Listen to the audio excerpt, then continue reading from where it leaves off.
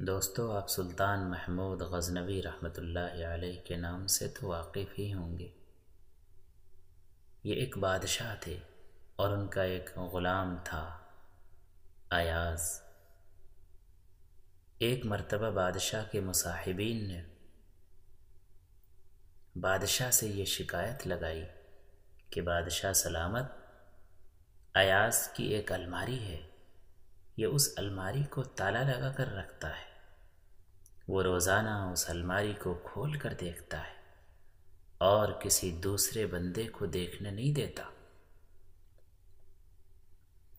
ہمارا خیال ہے کہ اس نے آپ کے خزانے کے قیمتی ہیرے اور موتی اس کے اندر چھپا کے رکھا ہے، آپ ذرا اس کی تلاشی لیجیے۔ جب بادشاہ کو یہ شکایت لگائی گئی تو بادشاہ سلامت نے اسی وقت ایاز کو بلوایا اور کہا، ایاز، کیا تمہاری الماری ہے؟ اس نے کہا، جی ہے۔ پوچھا، کیا اسے تالا لگا کر رکھتے ہو؟ اس نے کہا، جی ہاں۔ پوچھا، کسی اور کو دیکھنے نہیں دیتے ہو؟ عرض کیا، جی نہیں۔ پھر پوچھا، کیا تم خود اسے روزانہ دیکھتے ہو؟ عرض کیا، جی ہاں۔ پھر بادشاہ نے فرمایا کہ چابی لاؤ۔ ایاز نے چابی دے دی۔ بادشاہ نے کسی بندے کو بھیجا کہ جاؤ اس الماری میں جو کچھ بھی موجود ہے وہ لا کر یہاں سب کے سامنے پیش کر دو۔ وہ حاسدین بڑے خوش ہوئے کہ دیکھو اب اس کی حقیقت کھل جائے گی۔ جب اس کی چوری کا سامان سامنے آئے گا تو بادشاہ ابھی اس کو یہاں سے دھکے دے کر نکال دے گا۔ اللہ کی شان کہ جب وہ بندہ واپس آیا تو اس نے آ کر بادشاہ کے سامنے 3 چیزیں رکھ دی، ایک پرانا جوتا اور پرانا تہبند اور ایک پرانا کرتا۔ بادشاہ نے پوچھا، اس میں کچھ اور نہیں تھا؟ اس نے کہا، جی نہیں، یہی کچھ تھا۔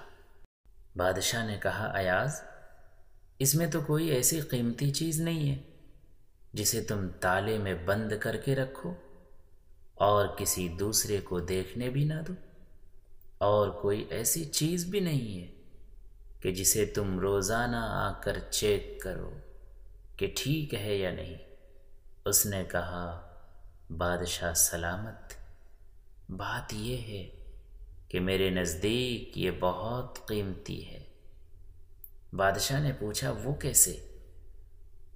ایاز نے کہا، بادشاہ سلامت، وہ اس لیے کہ جب میں آپ کے دربار میں پہلی مرتبہ آیا تھا تو یہ جوتے پہنے ہوئے تھے، یہ تہبند باندھا ہوا تھا اور کرتا پہنا ہوا تھا۔ میں نے ان تینوں چیزوں کو محفوظ کر لیا تھا۔